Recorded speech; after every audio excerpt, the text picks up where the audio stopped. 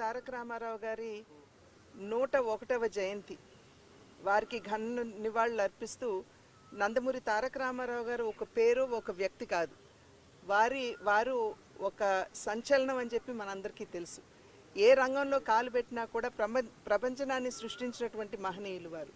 చలనచిత్ర రంగంలో 320 సినిమాలకు పైగా వారు నటించి రాజు నుండి నిరుపేద వరకు, దేవుడు నుండి రాక్షసుడి వరకు, నాయకుడి నుండి ప్రతి నాయకుడి వరకు ప్రతి పాత్రలో జీవించి ఈరోజు తెలుగు ప్రేక్షకుల హృదయాల్లో చెరగని ముద్ర వేసినటువంటి వారు. అదేవిధంగా వారు రాజకీయంలోకి వచ్చిన తర్వాత ప్రజాప్రస్థానం తర్వాత రాజకీయాలు కేవలం అధికారాన్ని ప్రాప్తించడానికి మాత్రమే కాదు, ఆ అధికారాన్ని సేవా మాధ్యమంగా ఏ విధంగా వినియోగించుకోవచ్చో అనేక సంక్షేమ పథకాల్ని ప్రవేశపెట్టి ప్రజలకి నిజంగా రాజకీయాలకి ఒక సరికొత్త నిర్వచనాన్ని పలికినటువంటి మహనీయులు వారు.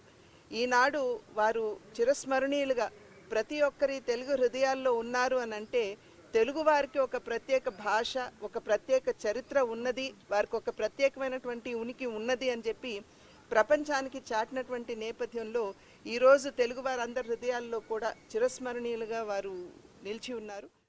ఈరోజు నందమూరి తారక రామారావు గారు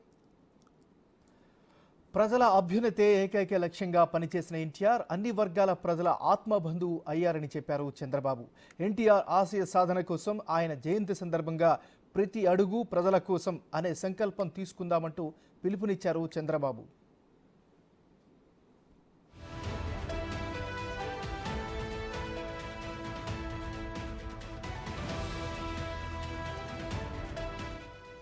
మరోవైపు ఎన్టీఆర్ జయంతి వేడుకలకు ఎన్నికల కోడ్ అడ్డంకిగా మారింది. దీంతో మండల, జిల్లా పార్టీ కార్యాలయాల్లో ఎన్టీఆర్ జయంతి కార్యక్రమాలను నిర్వహించాలని టీడీపీ అధిష్టానం సూచించింది. కార్యాలయాలు ఉన్న చోట వాటిల్లోనూ, లేని చోట పార్టీ నాయకులకు చెందిన ప్రైవేటు స్థలాల్లోనూ ఎన్టీఆర్ చిత్రపటాలు ఏర్పాటు చేసి కార్యక్రమాలను నిర్వహిస్తున్నారు.